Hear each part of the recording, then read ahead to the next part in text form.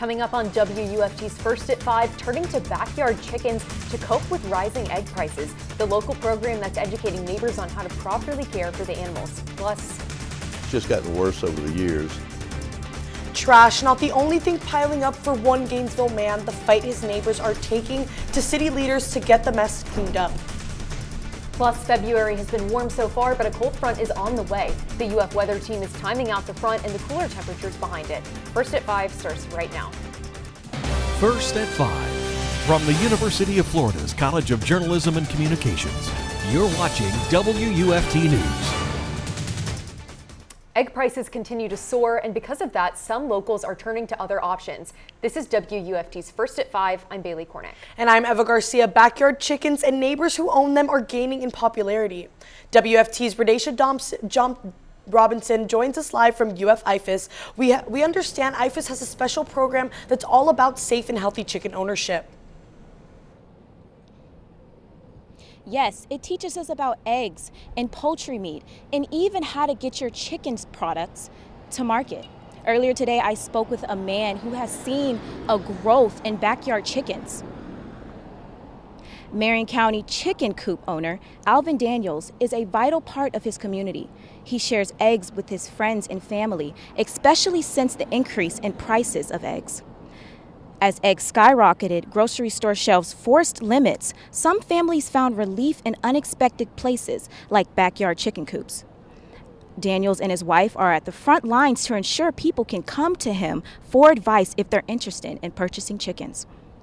See more and more family members, and I see, friends are getting more into it, are saying, well, how many eggs can you get, in the run of a day or run of a week from the chickens, According to the Land Development Code of Marion County, only 6 chickens are allowed per residential code. According to county maintenance sanitation, it's important to keep your coop clean so you won't be a nuisance to the community. Remember, it's important to note, according to medical experts, that bird flu does not come from eggs, but it's contracted from the meat. Live in Gainesville, Radesha Robinson, WUFT News.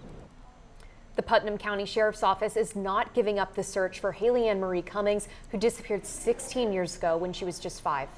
Haley was a kindergarten student when her babysitter reported her missing from the family's home in Satsuma on February 10, 2009. There's currently a $15,000 reward from Crime Stoppers of Northeast Florida to find Haley. Her case was later classified as a homicide, and the Sheriff's Office says it is still following new leads. The photo you see shows an age progression rendering of her at age 12. Marion County Sheriff's Crime Detective Ryan Paxton arrested Donalo Sanchez Jose for human trafficking of a minor. A deputy responded to Oklawaha in reference to a 14-year-old victim disclosing that she was sexually abused. The victim advised that she was walking near her neighborhood when she was approached by Sanchez Jose and was molested in his truck. Sanchez Jose then gave the victim $40 and told her to return to the same location the next day. The Florida Highway Patrol is working to learn what caused a driver to veer off the road and crash into a tree. He died at the scene. The crash happened early this morning near County Road 102. The report did not release his identity, but did say he was a 49-year-old man from Bronson. The heat is on as the February temperature soared to nearly 80 degrees today. You can see the beautiful skies from our I-75 and Paynes Prairie DOT camera. UF forecaster Matthew Clark is standing by with more on a change in temperature we'll be experiencing soon. Yeah, we've had 8 straight days of 80-degree weather. We just reached 80 degrees today overlooking that campus cam. It's a little windy outside. If you've been outside, I was just outside a little bit ago. It was actually quite windy outside. Winds some southwest around 13 miles per hour. Not really a cloud in the sky looking off to the west. That sunset is going to be very beautiful. Temperatures for the rest of our area, though, 80 in Ocala, 65 in St. Augustine. Very windy over there, keeping them a little bit cooler. As we head into the hour by hour into tonight, fog is going to start to roll in again. So if you're out and about tonight, that fog is going to start to accumulate around midnight. Whether or not it's as bad as this morning is to be seen. I will show you that in a couple of minutes. Right now, though, again, clear on the satellite, but there's that cold front that's coming our way. I will show that and this weekend's temperatures coming up in a few minutes. The Putnam County School Board will meet in less than an hour to discuss class size issues. The board will present a class size reduction compliance plan for 4 elementary schools and 1 high school.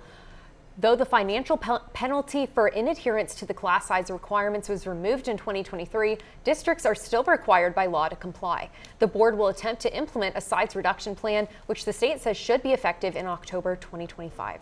Newberry commissioners found their new city manager in current Mayor Jordan Marlowe 2 weeks after starting their search. At the end of Monday's meeting, commissioners voted unanimously to hire Marlowe as the next city manager. The decision to hire in-house was made after Travis Parker, the city's former director of Parks and Facilities, turned down the offer to return to Newberry as city manager. Commissioners asked Parker to return and then pivoted to Marlowe all in the last 2 weeks. Marlowe won't fill the position until the end of the school year. 3 recent employee resignations from the City of Alachua's Planning and Community Development Office caught the attention of elected officials on Monday. Director of Planning and Development Kathy Winburn and Principal Planners Justin Tabor and Adam Hall resigned during a steep period of growth in the city. In 2024, the city approved more than 1,500 lots to be developed. Vice Mayor Ed Potts noted the department was down to a quarter of its staff. Combined, the 3 staff members worked for the city for more than a total of 40 years. This Gainesville home is cluttered with so much trash and debris that you can't even see the windows or the front door, and it's been making neighbors angry for years. The homeowner is racking up hundreds of dollars in code enforcement fines daily, but one neighbor says that's not helping, so he's turning to local lawmakers. WFT Emilio Boutros is live, who spoke with the neighbor who says that this is truly a mess. Emilio, what did he have to say?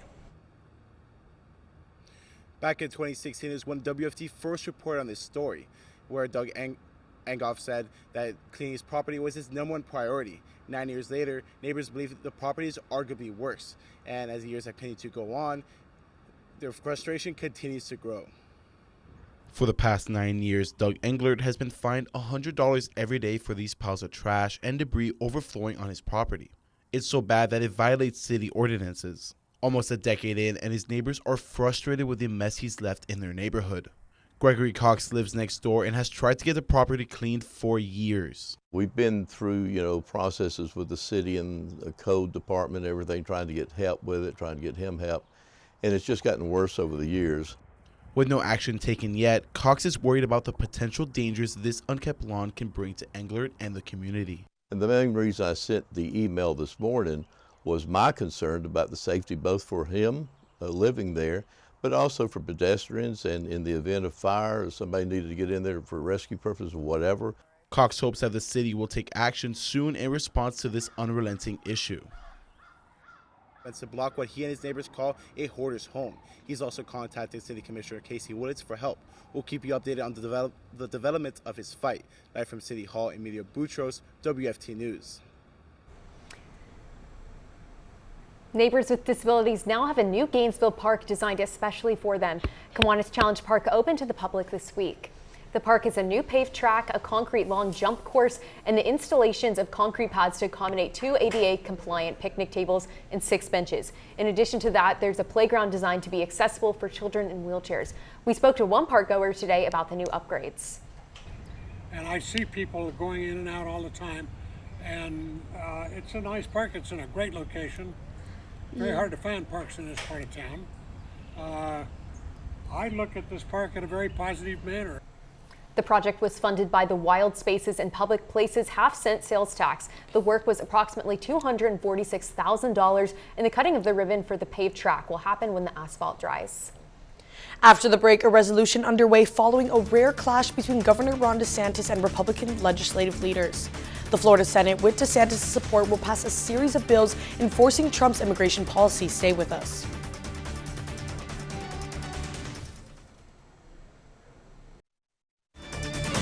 You're watching WUFT-TV News. President Trump faces domestic and international issues today. He meets with King Abdullah of Jordan as the fragile Israeli-Hamas ceasefire hangs in the balance. And as Vaughn Hilliard reports, while allies push back on Trump's tough tariff talk and federal workers take to the streets to protest all the fast-moving changes to the government.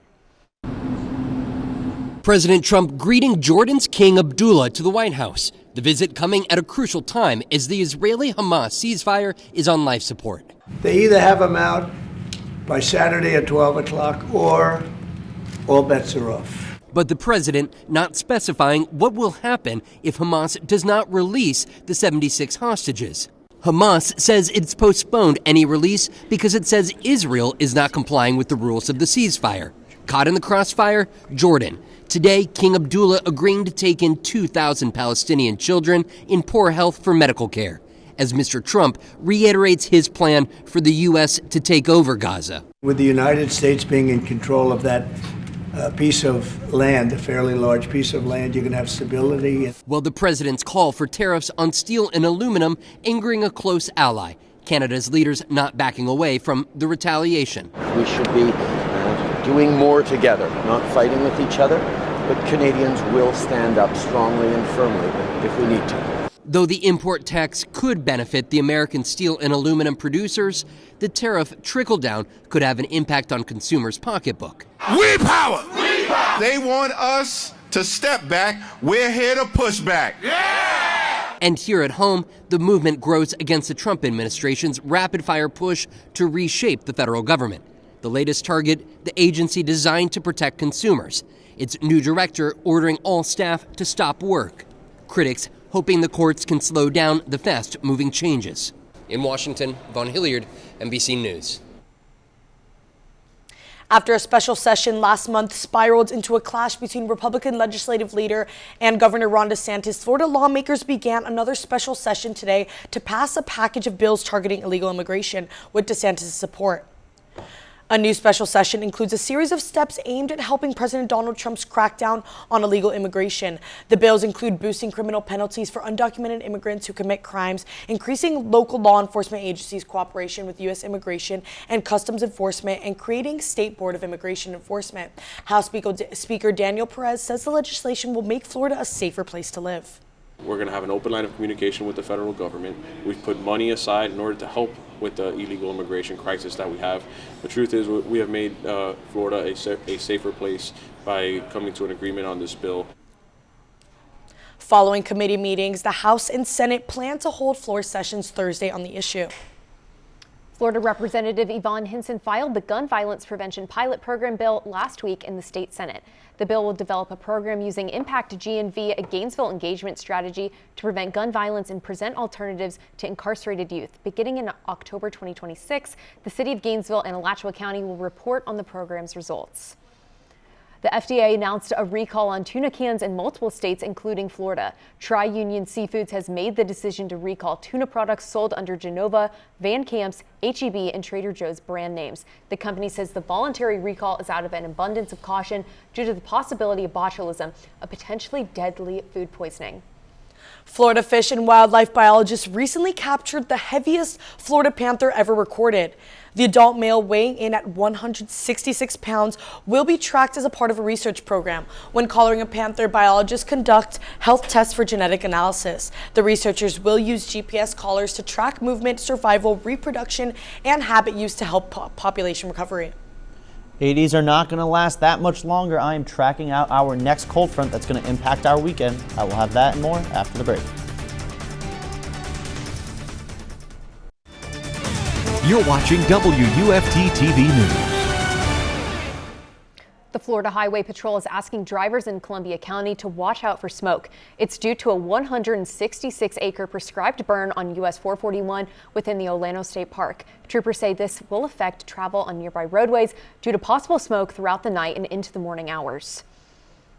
Drivers should be extremely cautious when driving through this area. Matthew, is there anything else you can tell us about the weather? Yeah, so between smoke and fog, which we've seen a lot of fog this morning in the past couple of mornings, it's good to use caution when you're driving on those roads in the morning. This morning, actually, parts of 75 didn't even have a mile of visibility. Here in Gainesville, it was about a half a mile of visibility. That fog is going to be back for the next couple of days, but right now it is gorgeous on that campus cam right now. Some overhead clouds in the background, but for the most part, those blue skies are overhead. Beautiful sunset setting up on our Tuesday evening. 80 degrees right now. Some breezy winds as well. If you've been outside, you've been feeling those winds.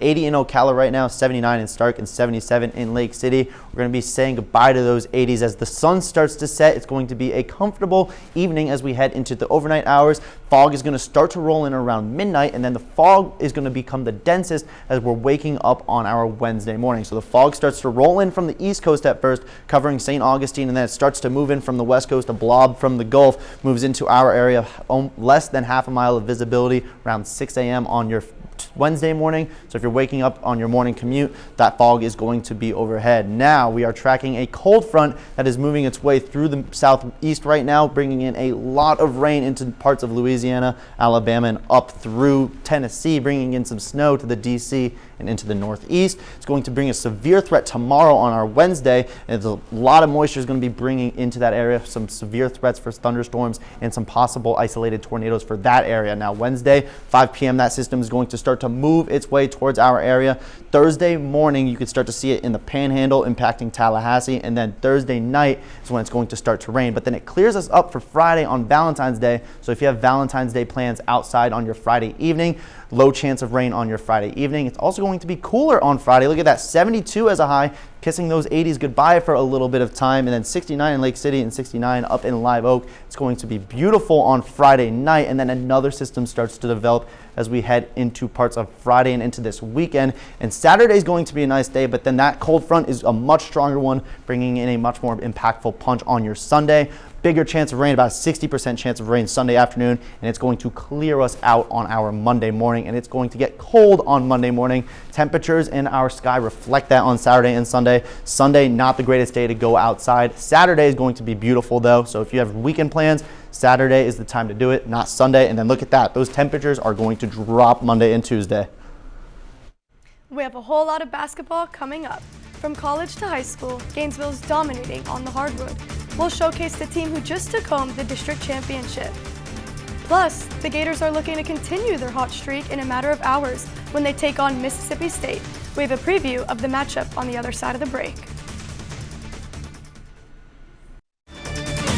You're watching WUFT-TV News.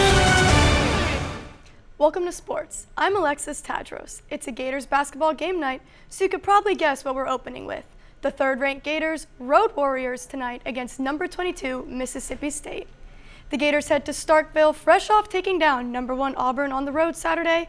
Guard Elijah Martin, who missed that game, is projected to be returning to the starting lineup, coming off of a hip injury. Head coach Todd Golden says Martin is eager to get back to playing. But he was playing a little 3-on-3, 4-on-4 with some of our guys yesterday, wanted to get back into the physical flow of it. I anticipate he'll play, but it's a funny little injury, and a little pull here and there can bother him, but he looked really good yesterday.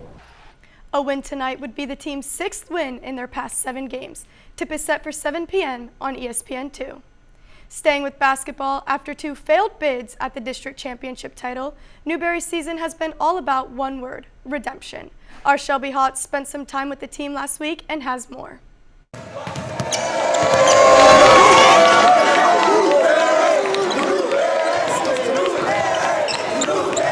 This high school's 21-year-long wait is over. I'm here at Newberry High School, home of the Panthers. In their undefeated season, this small school has big dreams. Everybody has the same mindset to win every game and get a district championship, getting that district championship, regional championship, and making it to a state championship. And champions they are. The Newberry squad defeated Bradford for their first district title in over 2 decades, after not dropping a single game all season. But it hasn't always been this way for the Panthers. That's why winning this year just means more. It was like what I've been wanting to do since freshman year, because, we lost a district year my freshman year, and we lost in districts my last year. So, yeah, I mean, games silly. Coach Patrick Green's Panthers had a lot to learn after a tough overtime loss in last year's regional tournament and this year's shift to a larger district. We got a consistent message of make up, mess up. And I think the last couple of years, our guys, if something didn't go their way because of immaturity, they would maybe kind of hang their heads a little bit more. Whereas in this year, when we got into tight jams, our guys never flinched. Losing in the district championship really just gave us more motivation for this year. We all knew that we'd come back better and just, ready for a district championship this time.